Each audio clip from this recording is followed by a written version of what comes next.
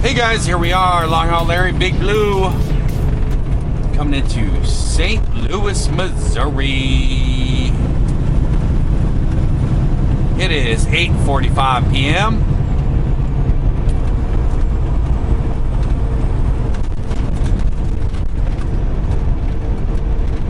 .61 degrees,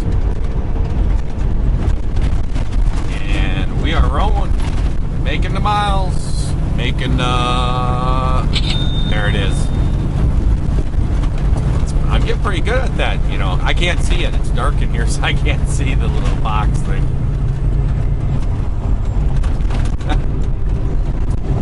That truck was like, which way should I go? Which way? I'm gonna go this way.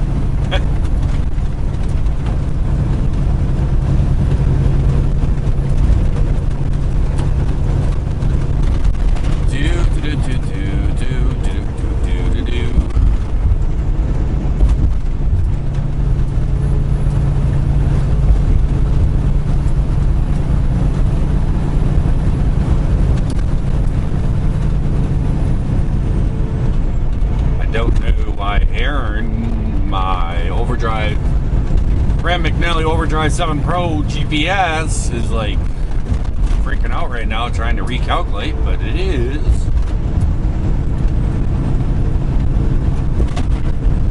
I just don't know.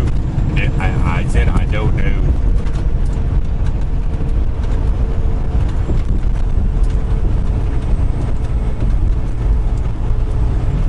Now, does anybody know, is this bridge right here called the MLK Bridge? Anybody that lives in this area or something? Because I saw signs and stuff saying at this bridge, saying the MLK will be closed 11:2 to 11:5 or something like that, from 9 p.m. till 5 a.m. So is that this is going to be closed? I don't know. There's our arch, the gateway to the west. Actually, I haven't seen that for a while. We haven't been coming down this way. The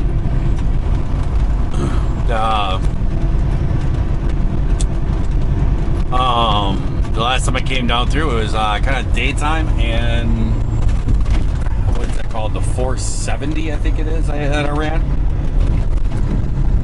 So it was kind of daytime, so I didn't want to come through here during the middle of the day or in the afternoon or whatever. I haven't been coming through here lately.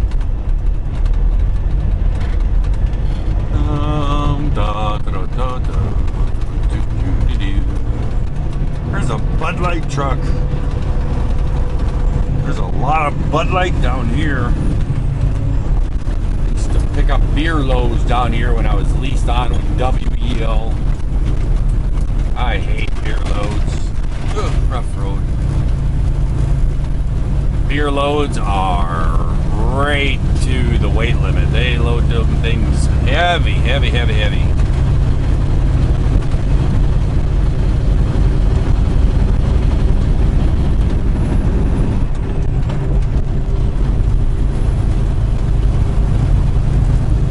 I tell you what, another load that I've hauled that I was not much an enjoyment of was cotton seeds. I hauled a load of cotton seeds. Did it twice. Their loads are not very fun. Probably wouldn't be bad in a dry van trailer, but it's not fun in a reefer. I see you coming, dude. I know. You got that. Your truck can hold it. Go. I just didn't want to cut off the truck you cut off to get over in that lane. But you go with your bad self. I showed up, I think it was, I want to say maybe Alabama, Mississippi, something like that. And I went on and I brokered this load. I was independent, and I was looking for a load to get me back to Wisconsin, and I found this load and didn't pay the greatest, but got me up here. And I showed up to the place in the early morning, showed up, and there was like 2 trucks or 3 trucks that were parked in his driveway, and it was like a kind of like a co-op type place, big grain bins and all this stuff out there. And I pulled up there, and the truckers were out there, and they were kind of talking, and I got out and I went out by them. I started talking with these guys, and I says, you know, what am I picking up here? You guys ever been here before? And they're like, oh, this is cotton seeds. I'm like, all right.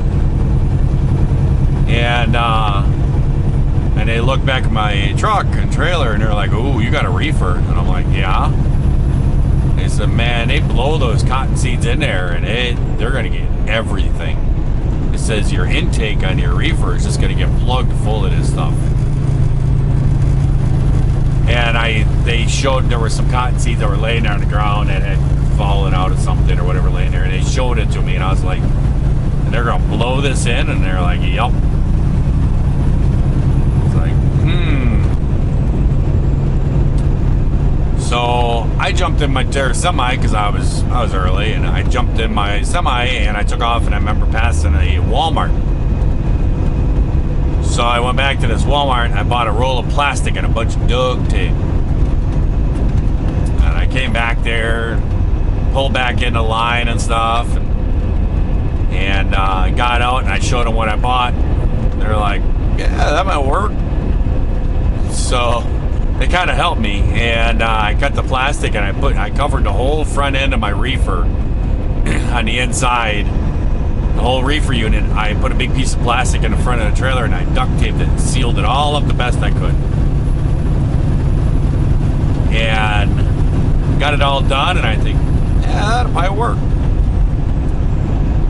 And then as we were doing this, other people were starting to show up. The place wasn't even open, and everybody's just sitting here getting in line in this driveway. And somebody was behind me, and I think it was like a Prime or something. I don't think it was Prime, but it was a bigger company like that. And he saw me messing around, and when I got out the truck, he looked at me, and he's like, he came over by me, he's like, what are you doing? And I told him, I said, they tell me that they blow in these cotton seeds and it's going to plug up my intake, so I went and bought some plastic and got it all sealed up. He was like, huh.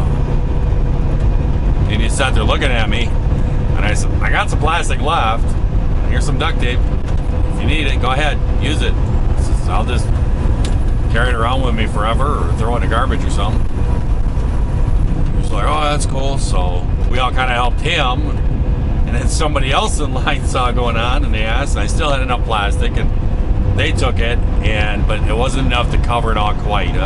So he kind of covered just the holes of the intake. Did the best he could.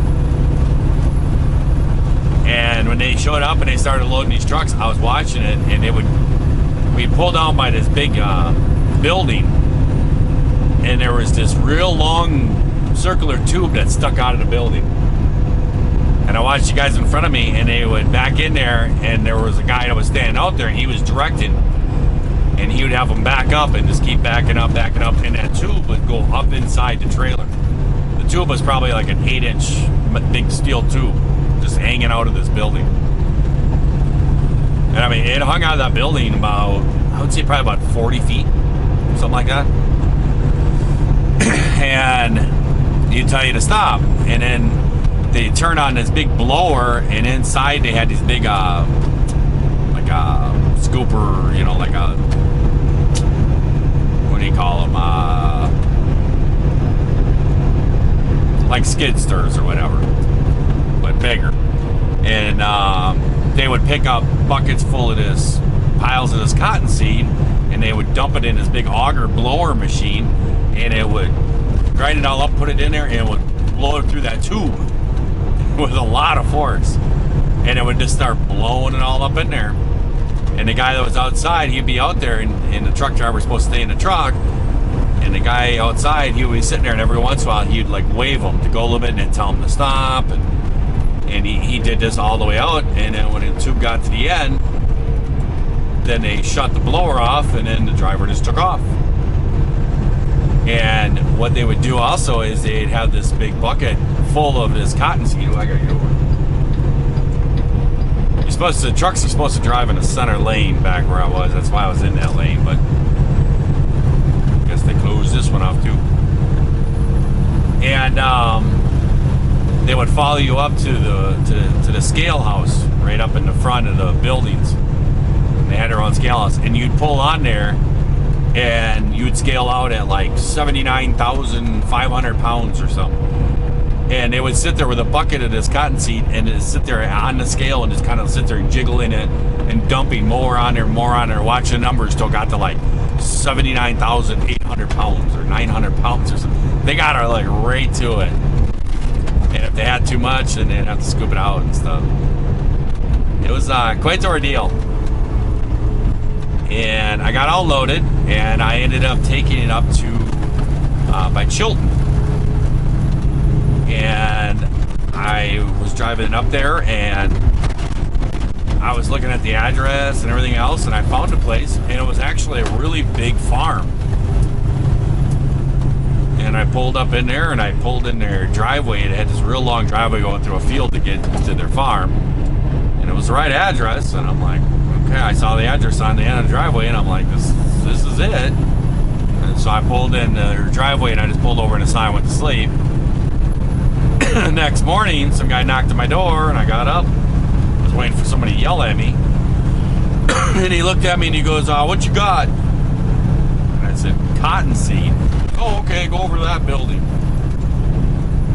And I pulled over there, and they had a couple docks over there.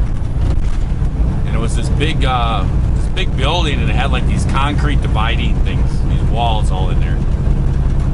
And he would sit there with a little skid loader, and he would run it up into my trailer and scoop up a bucket, pull it out, dump it in, and it had all these different divided with different things all in there. And they had a lot of cottonseed there already. And he scooped it all out the best he could. It was still like probably 2 inches of this cottonseed in about, because I mean the floor was all ribbed and everything, so it was all down in the ribs and everything. It was all in the walls, the chutes up in the ceiling, it was all up in there. And when I was driving up there, I was thinking about it, and I'm like, this stuff's gonna be everywhere. How am I gonna clean my floor and stuff? So I stopped at my house. It was a gas leak floor, and I took it up there, and when I was getting unloaded, I pulled it out, and I was standing back there, and he looked at me, and he goes, oh, you brought one?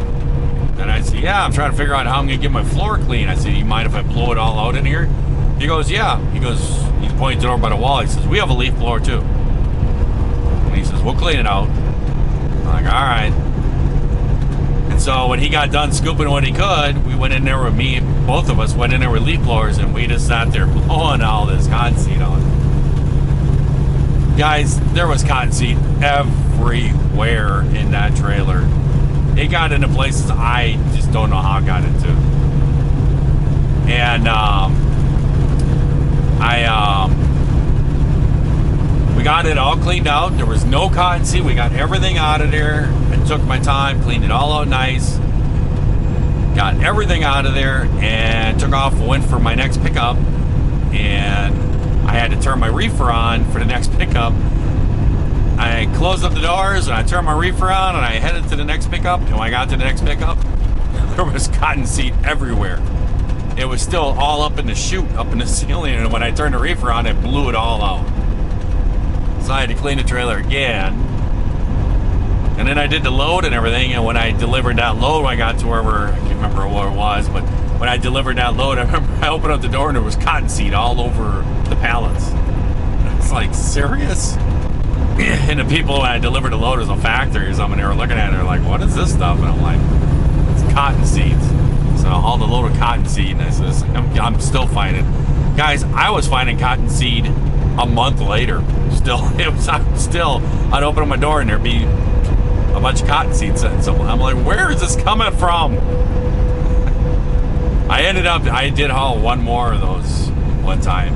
I was down there, and couldn't find anything else. I was like, yeah, I guess I'll do that. I know what I'm in for so I hauled 2 of those loads total. But I asked the farmer what he did with the cottonseed, and he said that it's really high in protein. And he said that they mix it in with their feed and feed it to their cows. So that's what they do with it. I thought that was interesting. Never heard of that. So we're almost up to the 270 here. Made her through St. Louis. 1 more mile to go. I have got to find some place to pull this truck over. There's a pilot just up the road. I only got 13 minutes left that I can drive. I was kind of messing. I was kind of a little worried because it was 8:45. I was coming towards St. Louis and I saw these signs saying the MLK Bridge 55 and stuff is closed 9 p.m. to 5 a.m. and I'm like, oh, it's gonna close any minute. So I didn't stop to take my break on that side in a reefer. And I'm like, I think I can make it. So I did make it through St. Louis, and there is a pilot just up the road. So I'll just roll up there. Well, if I don't make it, I'll just pull onto an off ramp and park there for half an hour. Probably throw something in the microwave, heat something up, heat some dinner up, something like that. So I'll catch you guys later. Hey guys, here we are. My usual stomping ground. I actually do have enough hours to actually get to Oklahoma.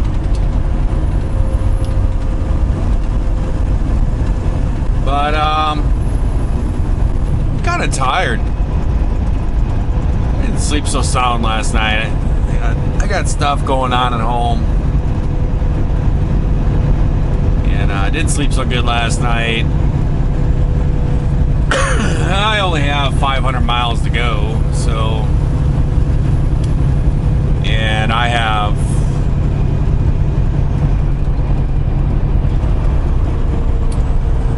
28 miles or something like that,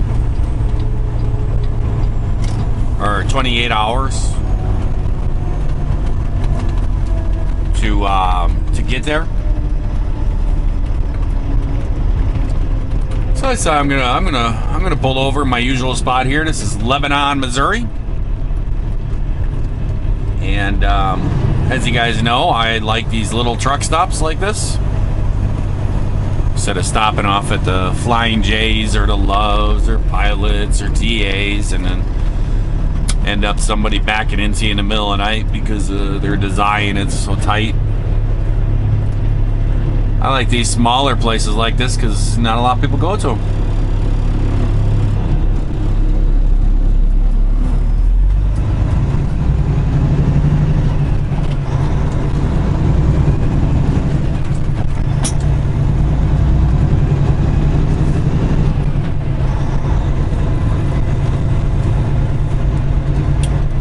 Self-service entrance.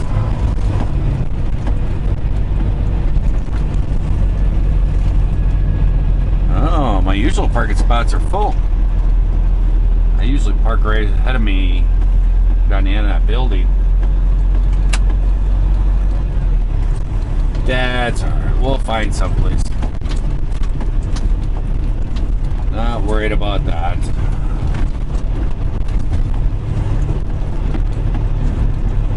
Actually, I can park right on the end of there.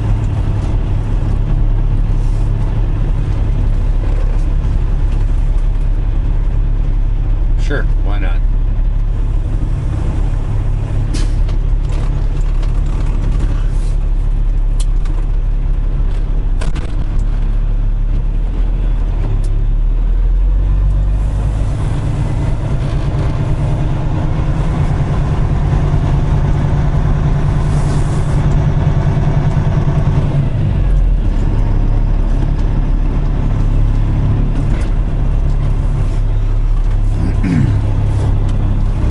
I guess that these are fuel islands.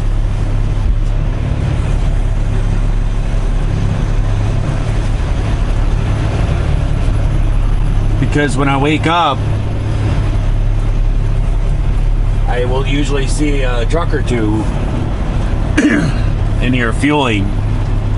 and going in there, but there's hardly anything in that little gas station, that little hut there right in front of me.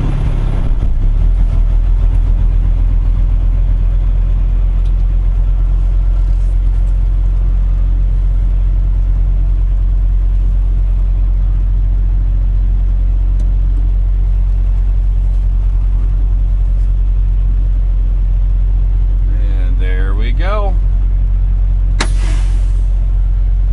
So I hope everyone out there is having themselves a great day, great night, whatever it is when you're watching this here video. If you are not, well, we certainly could try that all over again tomorrow. Try it again. So I will catch you guys later. See ya.